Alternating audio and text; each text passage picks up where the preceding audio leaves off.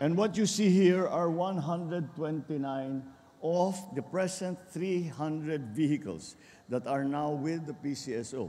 Wala pang kalahati ito doon sa na-deliver na ng PCSO sa iba't ibang bayan sa buong Pilipinas. At pinapangako sa atin ni GM Mel na magkakaroon ng 1,000 pa. Lahat-lahat ay 1,000 para lahat nga ng bayan, lahat ng lungsod, lahat ng probinsya ay magkakaroon nitong ating ambulansya or patient transport vehicles na ginagamit. Alam mo, pagka pinag-uusapan ng ambulansya, healthcare na yan. Buhay na ng tao yan. Dapat wag nang pinupolitika yan. Ang malaking pagbabago rito ay hindi na kayo pupunta sa PCSO o sa akin o sa gobernador ninyo o kung kanino, senador na kaibigan nyo, congressman nyo, sabi, pakiusap naman, wala kaming ambulance. Antayin na lang ninyo na may ambulansang darating sa inyo. Pagpili nitong modelo na ito na ambulansya ay talagang inisip namin na mabuti. Meron talagang maganda na malalaki, na mamahalin at halos ospital na ang laman ng ambulansya. Ngunit hindi practical dun sa mga maliliit na bayan. Kaya ito ay bagay na bagay sa Pilipinas ito. Madaling ayusin kahit yung mga mekaniko sa probinsya, madaling ayusin ito. Kaya practical ang ating pagpili itong modelo na ito. That is what we are doing today. And that is why I'm very, very happy because it is a true service to the people.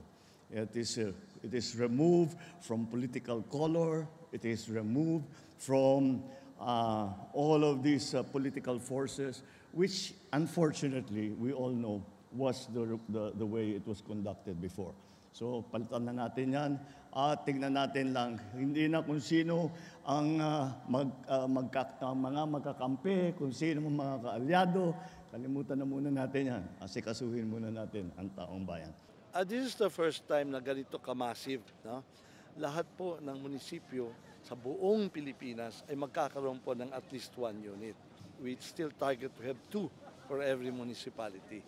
Kaya mahalaga ito sapagkat hindi na ho mahihirapan ang mga munisipyo sa paghanap ng sasakyan na meron din namang gamit.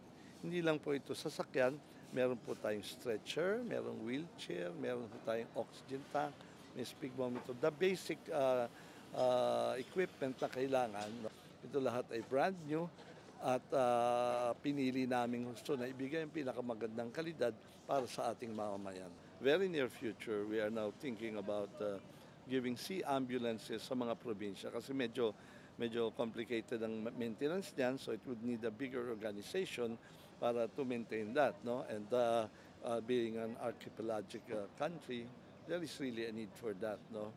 And at hindi lang po ambulance ang aming pinamimigay, meron po kami mga serbisyo, medical assistance program namin, medical devices po, mga wheelchair, mga walkers, so tuloy-tuloy po yan. Yan po ang mandato ng PCS. Ayan, maramdaman nila na ang gobyerno ay kumikilos at nagmamalasakit at nag-aaruga sa ating mga mamamayan. At kami po, yun po ang role namin. Dalhin po ang serbisyo at kalinga at kawang-gawa sa ating mamamayan saan man sulok po ng ating bansa. President Marcos, maraming salamat po sa inyong ibinigay na mga ambulansya sa aming mga local government units.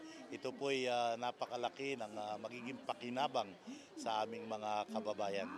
Maraming salamat po. Mabuhay po kayo at mabuhay ang bayan, ang ating bayan natin Pilipinas.